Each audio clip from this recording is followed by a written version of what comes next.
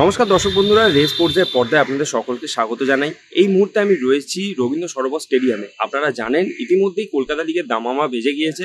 বেশ কিছু দল তারা কিন্তু ইতিমধ্যেই কলকাতা লিগের প্রিমিয়ার ডিভিশনের অনুশীলনে নেমে পড়েছে। সেই মতোই আজকে রবীন্দ্র সরোবর স্টেডিয়ামে অনুশীলন ছিল কালীঘাট মিলন সংঘ দলের, এবং সেই দল আজকে কিন্তু জোর কদমে তাদের অনুশীলন তারা করলো, এবং সেই অনুশীলন আমরা আপনাদের সামনে তুলে ধরবো। এবং শুধুমাত্র এই অনুশীলন নয়, এই যে প্রিমিয়ার ডিভিশনে যে সমস্ত দলগুলো রয়েছে তারা কলকাতা লিগে কেমন ভাবে তাদের প্রস্তুতি করছে, কিভাবে তারা প্রিমিয়ার ডিভিশনে নিজেদেরকে ভালো জায়গায় নিয়ে যাওয়ার জন্য প্রত্যেকটা ফুটবলার কিভাবে তাদের অনুশীলন করছে, সেই সমস্ত কিছুই কিন্তু আমরা আপনাদের সঙ্গে তুলে ধরবো। আপনারা চোখ রাখবেন রেস স্পোর্টসের পর্দায়। নিয়মিত আমরা সেই কলকাতা লিগের প্রিমিয়ার ডিভিশনের দলগুলোর অনুশীলন কিন্তু আপনাদের সামনে তুলে ধরবো। সেই মতোই আমরা আজকে যখন কালীঘাট এমএস দলের অনুশীলনে এসেছিলাম, সেই সময় আমরা দেখলাম যে দলে কিন্তু প্রত্যেকটা ফুটবলারের মধ্যে একটা বাড়তি তাগিদ রয়েছে, প্রত্যেকের মধ্যে নিজেদেরকে প্রমাণ করার একটা আলাদা উৎসাহ রয়েছে। এবং অনুশীলনের প্রথম কিছুক্ষণ আমরা দেখলাম যে ফিজিক্যাল ট্রেনিংয়ে প্রত্যেকটা ফুটবলারকে মত্ত রেখেছেন কালীঘাট এমএস কোচ।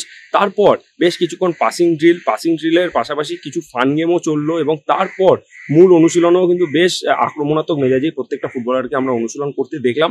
এবং এর থেকে বোঝা যাচ্ছে যে প্রত্যেকটা ফুটবলার এই প্রিমিয়ার ডিভিশনে নিজেদেরকে প্রমাণ করতে মরিয়া, এবং পরবর্তীতে যাতে তারা ভালো দলের হয়ে খেলতে পারে সেই দিকে কিন্তু প্রত্যেকের একটা নজর থাকবে। শুধুমাত্র তাই নয়, এই কালীঘাট এমএস দলে বেশ কিছু কলকাতা লিগে চেনা মুখও রয়েছে। বিবেক সিং এর মতন ফুটবলার রয়েছে যারা কিন্তু এর আগে কলকাতা লিগে দাপিয়ে ফুটবল খেলেছেন। ফলে এই সমস্ত ফুটবলারদেরকে নিয়ে কলকাতা লিগে কিন্তু একটা ভালো ফল করার লক্ষ্যেই থাকবে কালীঘাট এমএস।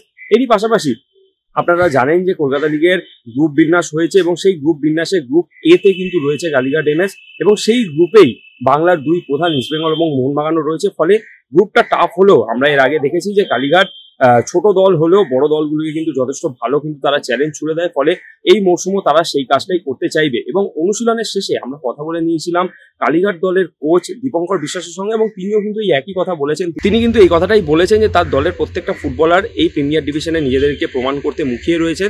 তারই পাশাপাশি যখন তাকে প্রশ্ন করা হয়েছিল যে ইস্টবেঙ্গল মোহনবাগানের মতন বড় দল যখন সেই গ্রুপে রয়েছে, সেই গ্রুপটা কতটা চ্যালেঞ্জিং তার কাছে, সেখানে কিন্তু তিনি একটা বিষয় বলেছেন যে তার কাছে চ্যালেঞ্জিং হলো, ফুটবলারদের কাছে কিন্তু এটা একটা প্ল্যাটফর্ম নিজেদেরকে প্রমাণ করার জন্য। কারণ বড় দলগুলোর বিরুদ্ধে যখন ম্যাচ হয় সেই ম্যাচ কিন্তু অনেক লোক দেখে। ফলে সেখানে যদি নিজেকে প্রমাণ করতে পারে তাহলে প্রত্যেকটা ফুটবলার কিন্তু পরবর্তীতে নিজেদেরকে আরো ভালো জায়গায় নিয়ে যেতে পারবে। এরই পাশাপাশি তিনি কিন্তু আরো একটা বিষয়ে কথা বলেছেন। আপনারা জানেন যে কলকাতা লিগে এই বছর ভূমিপুত্র সংখ্যা কিন্তু একজন বাড়ানো হয়েছে। গত মৌসুম যেটা 4 জন ছিল সেটা কিন্তু এই বছর 5 জন করা হয়েছে। সেই বিষয়ে কিন্তু কোচ দীপঙ্কর বিশ্বাস একটা জিনিস পরিষ্কার জানিয়েছেন যে বাঙালি ফুটবলাররা যত সুযোগ পাবে তত বাঙালিরা কিন্তু এই কলকাতা লিগের হাত ধরে আরো উঠে আসবে। চলুন দীপঙ্কর বিশ্বাস কি বললেন তার মুখ থেকে শুনে নেওয়া যায়। কোচ, সবার প্রথম রেস স্পোর্টসের পর্দায় আপনাকে সবার প্রথম স্বাগত জানাই। আর সামনেই কলকাতা লিগের মৌসুম শুরু হতে চলেছে, আর আমরা যেটা দেখছি যে পুরো দমে দল একদম ফুল ফেজের অনুশীলন শুরু করে দিয়েছে। তো কতটা আশাবাদী আসন্ন কলকাতা লিগ নিয়ে? আশাবাদী তো বটেই, আশা তো বাঁচিত আশা তো করতেই হবে। আমি পুরোটাই আশাবাদী। আমাদের প্রিপারেশন অনেক দিন থেকে শুরু হয়েছে, আস্তে আস্তে আমরা প্ল্যান ওয়াইজ এগোচ্ছি। তো এভরিথিং ইজ ফাইন। আমি তো ঠিকঠাকই আছি, ভালোই যাচ্ছে। ইস্টবেঙ্গল আর মোহনবাগান সেম গ্রুপে রয়েছে, সেই গ্রুপে আপনারাও রয়েছেন। তো ইস্টবেঙ্গল মোহনবাগান এই যে বড় দুটো দল খেলছে, এই দুটো দলের এগেনস্টে খেলার জন্য কতটা তৈরি? এটা সব থেকে বড় মোটিভেশন যে এই ছেলেদের তো এইটাই পাওয়া উচিত যে আমরা বড় টিমের এগেনস্টে খেলবো। কারণ কলকাতা ফুটবল দেখো, আমরাও ওইভাবে খেলে বড় হয়েছি, ছোটো টিমে খেলে বড়দের এগেনস্টে নজরে পড়ে আমাদেরও পিক আপ করেছে।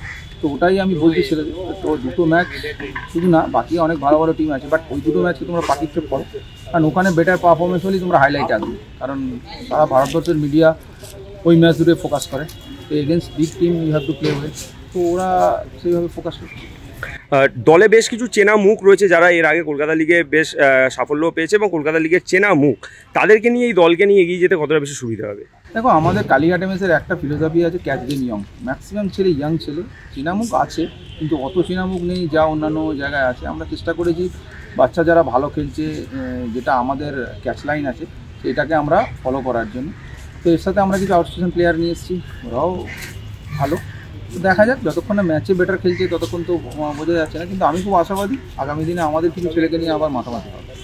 শেষ একটা প্রশ্ন করব যে আমরা দেখেছি যে কলকাতা লিগে ভূমিপুত্র খেলানোর সংখ্যাটা বেড়েছে, এই বিষয়টা নিয়ে আপনার কি আশাবাদী কতটা? যে এটা নিয়ে আমি সব জায়গায় একই কথা বলছি, ভূমিপুত্র বাড়া কমা তো আমাদের যে প্যারেন্ট বডি আছে, নিয়ামক সংস্থা আছে, ওরা যা ঠিক করে দেবে আমরা সেটাই মেনে নেব। তো আমাদের এখন অবধি আমার কাছে যা খবর আছে 6 জন আউটস্টেশন প্লেয়ার, 5 জন বাঙালি খেলতে পারে। গতবারে 4 জন ছিল, সেটা 1 জন বেড়েছে। তো আমরা খুবই খুশি, বাঙালিদের চান্স দেওয়া হচ্ছে, দেওয়া হোক, কিন্তু একটা ব্যাপারে এটাও দেখতে হবে যে বাঙালি কমে যাচ্ছে বলে যেটা বলা হচ্ছে, আমার মনে হয় ব্যাখ্যাটা কোনো এক জায়গায় ভুল হচ্ছে। কখনোই আমার নিয়ামক সংস্থা বলেনি যে তুমি বাঙালি খেলাতে পারবে। তোমার গায়ে যদি 11 জন কেন, তোমার গায়ে 40টা বাঙালি ছেলে তুমি তাই দিয়ে স্কোয়াড করো, কেউ কোনো রেস্ট্রিকশন করবে না। এবার তোমার যদি মনে হয়েছে কোনো জায়গায় হ্যাঁ তুমি আর একটু বেটার ছেলে আনতে পারো, সেই জায়গায় ছেলে নেই, সেই জায়গায় তুমি আউটস্টেশন প্লেয়ারদের নিতে পারো, কিন্তু ওরাও তো ভারতবর্ষের আউটস্টেশন প্লেয়ার। যদি না আসতো 22 মিনিটেও হতো। আমরা তো সামনে থেকে, আমাদের টাইমে তো সবই আসতো, আমরা বাঙালিও খেলতাম, আর বাইরের কোনো রেস্ট্রিকশন ছিল না। তো বাঙালির দম ছিল, দম থাকলে খেলো না, তোমাকে তো অপশন দিচ্ছে, মাঠ দিচ্ছে, খেলা দিচ্ছে, টুর্নামেন্ট দিচ্ছে, যে বেটার প্লেয়ার হবে খেলে দেখাও। গতবারে 4 জন বাঙালি খেলেছে, তার মধ্যে আর সন্তোষ ট্রফি চ্যাম্পিয়ন হয়েছে। তো ঠিক আছে, এটার মধ্যে আমার মনে হয় এটা নিয়ে অযথা না করে, হ্যাঁ বাঙালিদের সবসময় আমরা লালন পালন করবো, যে 18-19 হলে সবসময় আমি 18 বাঙালি ছেলেকে খেলাবো, এটা নিয়ে তো না। কিন্তু একটা জিনিস ভাবতে হবে, আফটারঅল যে আউটস্টেশন আসে সেও ভারতবর্ষের ফুটবলের ডেভেলপমেন্ট হবে। আইএফএ তো শুধু বাংলার ফুটবল নিয়ে ভাবে না, তাকে তো ভারতবর্ষের ফুটবল নিয়ে ভাবতে হবে। রবীন্দ্র সরোবর স্টেডিয়াম থেকে সায়ন দে, রে স্পোর্টস।